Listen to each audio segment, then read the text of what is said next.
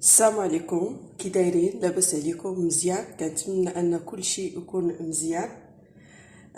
كنعرفوا بان المراه المغربيه او المراه بصفه عامه، ما غاديش نقول المغربيه، كتعاني من واحد المشكل، خصوصا بعد الحماله، خصوصا بعد ما كتولد او في الوقيته فين كتكون حامله. كتعاني من واحد المشكل اللي هو الكلف نتيجة لعدة أسباب، منها الهرمونات، تغير الهرمونات إلى غير ذلك. المهم حنا ما كيهموناش الأسباب، كيهمنا كيفاش غادي نتخلصوا من هذا الكلف. اليوم جيتكم بواحد الوصفة اللي هي جد فعالة في التخلص من هذا المشكل اللي هو الكلف. أول حاجة غادي نبدا بها وهو القشور ديال البيض. أنا هنايا ندير البيض رومي، يعني ماشي بلدي. انا كنتمنى اللي عندها البيض بلدي تاخذ البلدي احسن، كتكون عندها نتيجه احسن من الرومي، ولكن انا متوفر عندي غير الرومي، فغادي ندير انا الرومي فقط. غادي ناخذ القشور ديال البيض كما قلت لكم، وغادي ناخذ واحد اللاطه ديال الفران. اذا بالنسبه للقشور ديال البيض كما قلت لكم، غادي ناخذهم وغادي نبقى نفتتهم في هاد اللاطه ديال الفران، لان من بعد غادي ناخذ هاد اللاطه هادي غادي نخشيها في الفران باش ندير تما البيض باش نحصل عليه. اذا غادي نديرو هنايا بهاد الطريقه هادي، كنقشرو كامل هنايا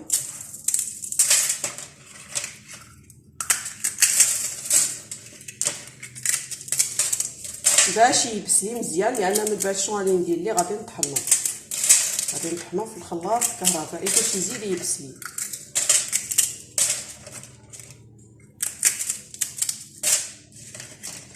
اذا بهاد الطريقه هذه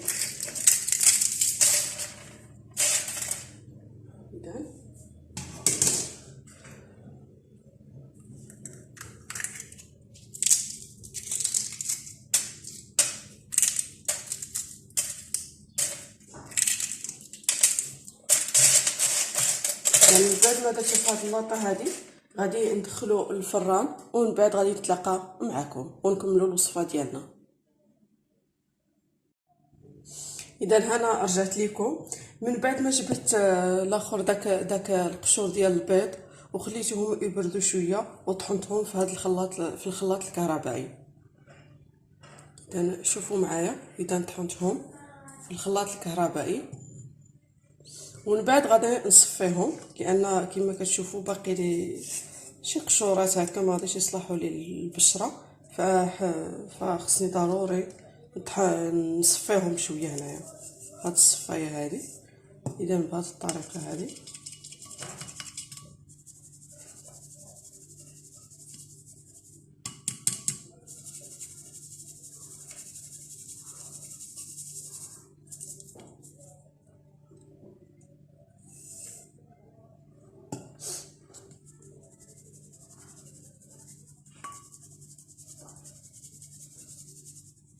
اذا غنصفي كامل هاد الكميه ديال القشور ديال البيض اللي عندي، غادي نصفيها كامله.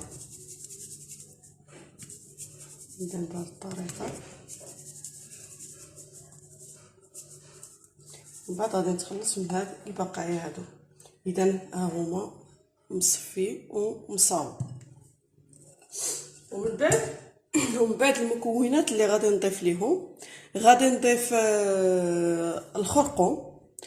وحبذا انه تجيبي الخرقوم من عند العطار وطحنيه هي، ماشي هذاك اللي غيتشرى، لان داك اللي كيتشرى كيتضافوا ليه مكونات اخرين، حنا ما عندنا ما نديرو بهم، حنا بغينا خرقوم اللي يكون اصلي. ومن بعد غادي نضيف لهم حاجه واحده اخرى اللي هو الحمص. غادي نجيب الحمص، حبات ديال الحمص، وغادي نطحنهم في الخلاط الكهربائي. انا عندي واجدين.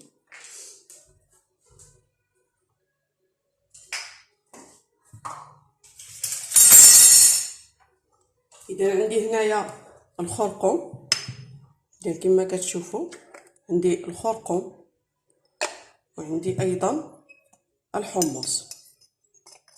اذا ها هو الحمص مطحون كما كتشوفوا ومصاوب ومكاب. اذا غادي ناخذ ملعقه ديال الحمص وغادي نضيفها لهذا المكون هذا القشور ديال البيض. وغادي ناخذ ملعقه وحده اخرى ديال الخرقوم وغادي نضيفها لهاد المكونات هادو بهذه الطريقه هذه. اذا نحاول ديك الملعقه الاخرى ما عمرتهاش مزيان، غادي ناخذ ملعقه عامره لا من الحمص لا من الخرقوم، ومن بعد غادي نحصل على هاد البودره هذه. الا بغيت نقول هذه غادي نحتفظ بها، غادي تكون عندي، غادي نحتفظ بها، ما غاديش نستعملها كامله لان بزاف الوجه ما غاديش يحتاج هذه الكميه كامله. غادي نحتفظ بها بهذه الطريقه هذه في واحد الاناء ولا في واحد القريعه صغيره. ومن بعد غادي ناخذ واحد الاخر داكشي اللي غادي نستعمل الوجه ديالي. غادي ناخذ فقط ملعقه ونصف. اذا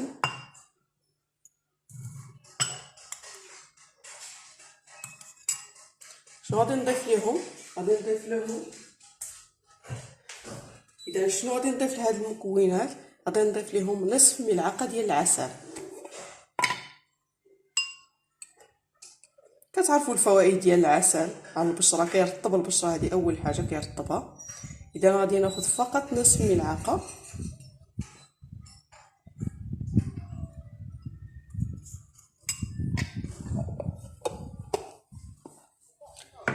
وباش غادي نخلط هاد المكونات اكيد ماشي ما غاديش نخلطهم بالماء، غادي نخلطهم بماء الورد. كتعرفوا الفوائد ديال الماء الورد، انا كنظن بان ماء الورد ما خصو يخطا حتى شي ضار، لان الفوائد ديالو كبيره على البشره على الجسم بصفه عامه. اذا غادي نحاول انني نخلط بهم دوك المكونات كاملين. اذا غادي ناخذ ماء الورد، نبقى نرش حتى تجي ليا هاد الخليط كامل.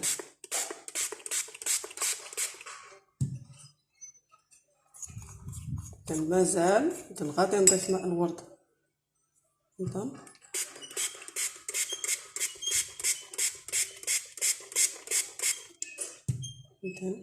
غادي نخلطو نشوف. اذا غادي نضيف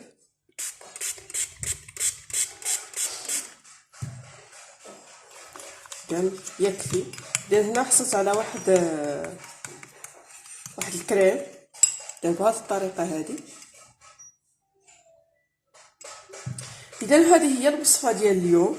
كنتمنى ان هذه الوصفه تكون نالت الاعجاب ديالكم، وكنتمنى ايضا ان هذه الوصفه تجربوها، لان شوف الوصفات الطبيعيه ضروري ومؤكد اي واحد خصو يبقى يديرهم، لانهم ما كيعطيوش النتيجه باش نكونوا صريحين، ما كيعطيوش النتيجه على المره الاولى اكيد، يعني ما خصك تاخذ وقت، خصك المداومه على الوصفات باش تاخذ ليك نتيجه اللي كتكون مرضيه.